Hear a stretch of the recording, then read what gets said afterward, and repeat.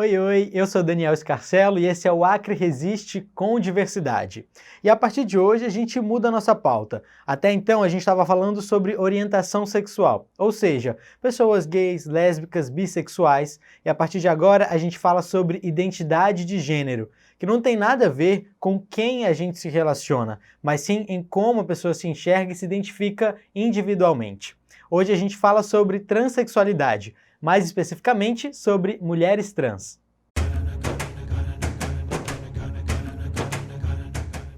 Bom, e para falar sobre isso, eu convidei Rubi Rodrigues, uma acriana maravilhosa. Muito obrigado por topar fazer parte. E a primeira pergunta, que talvez seja mais difícil, na verdade, eu queria que você se apresentasse. Quem é a Rubi? Eu sou a Rubi Rodrigues, sou uma mulher transexual, tenho orgulho de falar isso. Trabalho há 3 anos no Ministério Público Acreano, sou servidora da instituição. Também já trabalhei de várias formas autônoma, já me virei de todo jeito na vida, como qualquer pessoa que pode se virar do seu jeito, né? Estou terminando a minha graduação em Gestão de Recursos Humanos, sou vice-presidente da Associação das Travestis e Transsexuais do Acre, sou membro do Conselho Estadual de Combate à Discriminação LGBT. A Rubi é uma mulher que tem pouco tempo que nasceu, tem mais de 12 anos, que veio a partir de um momento em que eu ainda nem tinha me imaginado ser, né, ou existir nesse meio todo, principalmente quando, na época em que surgiu a questão de identidade de gênero, ninguém sabia nem o que era identidade de gênero, né? Principalmente dentro do nosso município, nosso estado, Rio Branco, aqui, que a gente já vinha de contextos históricos e políticas LGBTs bem atrasadas ao nível Brasil, né? E para mim foi uma libertação, a partir do momento em que eu me identifiquei como uma pessoa trans, né? Porque até então eu vivia algo que era caracterizado como ser uma pessoa homossexual, e depois eu fui descobrir que não era, que aí foi bem mais difícil para mim essa divisão, né? Entendi, porque a primeira vez que eu me deparei com uma pessoa trans, eu não sabia, eu disse, meu Deus, como que a gente consegue fazer isso? Como que consegue ter um peito, ter um corpo assim, como é que deixa o cabelo crescer? E aí isso foi assim uma descoberta, quando a pessoa falou para mim, você precisa deixar o cabelo crescer, você precisa tomar hormônios para você criar mais aspectos femininos, porque os trejeitos você já tem, né? Que é uma falecida amiga, que o nome dela era Xena, e eu a conheci justamente no momento em que eu participava das reuniões do movimento estudantil, e era à noite. Aí a gente passava ali pela antiga Polícia Federal, né? E elas ficavam lá. Aí um dia eu tive coragem de parar e perguntar, né, como que fazia para ficar daquele jeito. E segundo a ANTRA, cerca de 90% das mulheres trans acabam tendo que entrar na prostituição, e é muito legal ter você aqui como exemplo de uma pessoa que conseguiu ter outras oportunidades, mas acaba sendo quase que uma exceção, né, Rubi? Como que você vê aí esses exemplos das suas amigas? Como que você viu essa história aqui, principalmente no nosso estado? É muito difícil ainda, né, essa questão de emprego. Isso, principalmente qualquer pessoa que está nos assistindo hoje, se for no supermercado, você não vai ver uma pessoa trans, o melhor supermercado da cidade, vá numa loja que você não vê uma pessoa trans, vá no shopping, você não vê uma pessoa trans trabalhando, mas eu não tenho assim, nenhum momento problema em falar, que realmente a maioria das pessoas transexuais hoje em dia só encontra um meio de sobrevivência, que não é um emprego, não é não tem garantia uma garantia de nada, né? E nenhuma segurança. É um meio de sobrevivência, de instinto, né, na qual elas precisam se jogar na rua. Eu cheguei já a ir para a rua, já estar lá no meio, né? Eu tive até uma época assim, que eu tinha meus 18, 19 anos, que eu achava que não, eu teria que seguir sim a prostituição. E nessa época, foi bem na época que chegou a Wanda na minha vida, né? Que ela disse assim, parece que Deus abençoou, assim, para que aquele momento ele não fosse, não prosseguisse, né? Sim. Que foi quando ela me deu essa oportunidade. Ela disse, não é só a gente querer, a gente sabe. Não é você dizer, eu acordo, eu vou querer trabalhar. Eu tiro pelas minhas amigas, que hoje elas ainda se prostituem, da minha época, que quando a gente terminou o ensino médio, todas tinham um sonho. Uma tinha um sonho de trabalhar, de ser professora, outra tinha sonho de trabalhar em uma empresa, a gente tentava várias vezes em entrevistas de emprego, e a gente sofria muito isso, assim, daquele olhar crítico, daquele olhar maldoso, daquele olhar de dizer assim, poxa, o que você está fazendo aqui? É como você mesmo disse, a gente vive num país que não nos reconhece como mulher, mas que nos violenta como mulher, nos mata como mulher e acaba nos exterminando porque nós representamos a figura feminina. Eu tiro pela ideia de quando eu fui nomeada no Ministério Público. Até hoje, se vocês procurarem a matéria, acho que foi no G1, não lembro. Se vocês verem os comentários absurdos que tem lá embaixo da matéria, a pessoa diz, então quer dizer que para me trabalhar no Ministério Público eu tenho que me vestir de mulher? Porque estão contratando pessoas que se travestem. Bom, e falando de preconceito, a ANTRA, né, que é a Associação Nacional de Travestis e Transsexuais, divulgou que em 2020, 175 mulheres trans foram mortas no Brasil, e o número foi ainda maior do que em 2019, que foram 124 mortes. Né? E até 2018, a OMS, a Organização Mundial da Saúde, ainda considerava a transexualidade um transtorno mental. E aí a gente tem muito essa questão da passabilidade, né? Que é o quanto consegue se passar realmente por uma mulher ou não, quanto menos consegue parecer mais com o que a gente define como uma aparência feminina, sofre ainda mais. Como que você vê e como que você sentiu isso de acordo com o tempo? É bem difícil, porque na época, para mim, que eu comecei, né, a gente tinha muito esse padrão. Eu fui uma das únicas que realmente tomei rumo diferente, né, porque as minhas amigas, elas realmente conquistaram os objetivos, que era fazer plásticas, colocar o silicone nos seios, né, arrumar o corpo.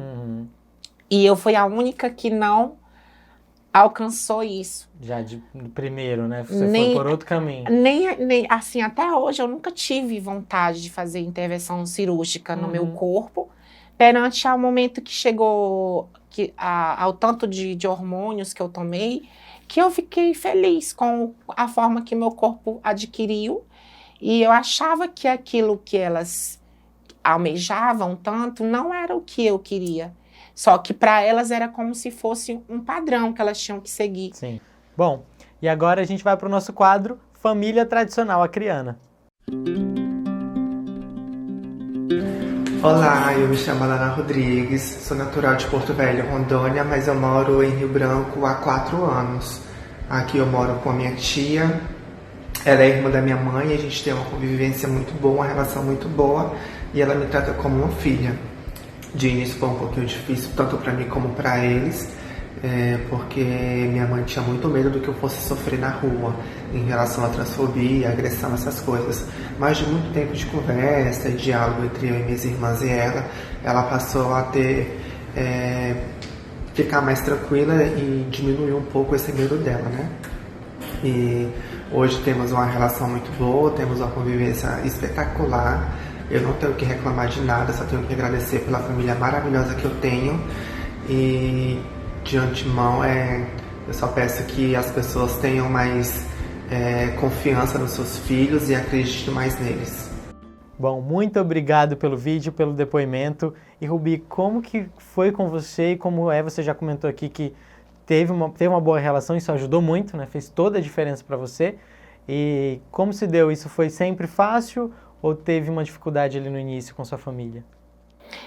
Como toda novidade, como toda diferença, teve, né? Claro, o estranhamento, a questão da própria aceitação, né? Porque demorou muito para meus pais, mais um pouco para minha mãe. Meu pai, ele já era um pouco mais mente aberta. Chegou uma época que até mesmo os hormônios, ele aplicava em mim, por ele ser, Sério? ele ser farmacêutico, né? Ele aplicava os hormônios em mim. A minha mãe, ela demorou um pouco mais, mas quando ela se centrou, ela conseguiu entender, ficou super tranquilo. É tanto que no meu processo de transexualidade, na qual eu comecei a tomar os hormônios, foi uma época que ela precisou fazer um tratamento fora do estado. Ela passou 1 ano fora. E quando ela voltou, quando ela saiu, ela me chamava pelo meu nome civil. Uhum. E quando ela voltou, ela viu que não dava mais. Se transformou nesse meio tempo. Então, ela às vezes, ela me chamava pelo nome civil, aí ela se engasgava, ela se confundia. E eu acho que também, por ver que já que não colava mais aquele nome, né? Que todo mundo me chamava por Rubi. Ela, com o tempo também, pelo carinho e amor por mim, ela começou a me chamar de Rubi. Porque mesmo eu estando dentro de uma família cristã, evangélica, né? Meu pai e minha mãe nunca me abandonaram, nunca saíram, nunca me expulsaram de casa porque eu era uma pessoa trans.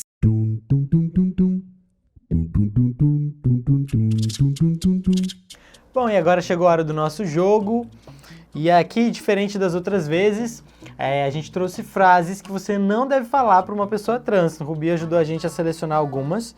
E aí, Rubi, você comenta, né? Você faz uns comentários aqui, diz se já ouviu ou não, o que você acha, o que você responderia, enfim. Mas já serve como uma dica, viu, gente? Não fale. A primeira frase, essa aqui é a minha amiga trans. Eu costumo dizer que ela é uma frase que ela causa uma dualidade, né? Ao mesmo tempo que ela fere, que ela tira a feminilidade da pessoa trans ou a masculinidade, é uma frase que também, dependendo do local onde ela for ser falada, ela pode ser uma frase de empoderamento, né? Já voltada, essa é a minha amiga trans. Uma roda social, uma coisa de amigos, né? Ela já se torna ruim, porque é como se você estivesse apresentando algo que é exclusivo seu, um brinquedo, né? Que você tá ali com aquele brinquedo e só você tem, né? Você é exclusiva, que tem uma amiga trans. Segunda frase, você fez cirurgia? Essa é a pior, porque a cultura falocêntrica, ela sempre traz isso, né? Ela traz a ideia do falo, de estar ali, alguma coisa. Aí a pessoa quer saber onde é que você colocou, onde é que você deixou de colocar. Ou o que você fez, se você realmente fez a cirurgia. É difícil, porque principalmente... Se não está aparecendo, se não está à mostra, é porque realmente não precisa se ter comentário sobre aquilo, né? Até porque cirurgia é algo bem de pessoa para pessoa, que para se ser uma pessoa transexual, não precisa fazer cirurgia. E a última frase deve ser muito chata essa, com certeza. Qual o seu nome verdadeiro? Essa daí é a pior. Mais uma. Já nova pior, agora essa. Essa é a nova pior. É muito... É tipo assim, a gente às vezes, eu paro assim, fico olhando pra pessoa e fico perguntando o que vai significar o meu nome não é nem verdadeiro, porque meu nome verdadeiro é Rubi. O que isso vai significar para aquela pessoa o nome do meu registro? Porque as pessoas traçam como nome verdadeiro. Mas para nós, pessoas trans, o nome verdadeiro é o qual a gente se identifica. Por mais que no documento não esteja aquele nome. Por mais que no documento seja um outro. Mas nosso nome verdadeiro é o nosso nome social ou o nosso nome civil, quando a gente troca. Esse é o nosso nome verdadeiro. Bom, Rubi, a gente está chegando ao fim. Muito obrigado pela sua participação, por compartilhar um pouco da sua história com a gente. E eu te peço agora, para a gente encerrar, que você deixe uma mensagem para quem está assistindo a gente, pode ser para outras pessoas trans, para familiares, enfim, ou o que você acha que é preciso falar nos dias de hoje. Fica à vontade. Para quem está aqui nesse momento com a gente, a minha frase é realmente voltada ao amor. Principalmente o amor à humanidade, o carinho, o afeto, a atenção e a capacidade de você acolher alguém como ser humano, a capacidade de você se sensibilizar com a dor do outro, a capacidade de ter a empatia, de praticá-la, né? É uma das mensagens que eu quero deixar, é que você aprenda a amar mais aos outros, aprenda a amar a humanidade, aprenda a respeitar as diferenças e também a amar a diferença. Bom, muito obrigado mais uma vez. Muito importante um recado como esse nos dias de hoje, sempre, na verdade. Bom, e o vídeo encerra por aqui. Se você chegou até aqui, curte, comenta, compartilha, envia para alguém que você acha que vai gostar de assistir. Fica até o final nos créditos que a gente vai mostrar outras mulheres transacrianas maravilhosas. E lembrando que esse projeto é financiado pelo governo federal por meio da Lei Aldir Blanc, pela Fundação Garibaldi Brasil. E tem o apoio da Made in Acre. E eu te espero no próximo vídeo. Tchau, tchau!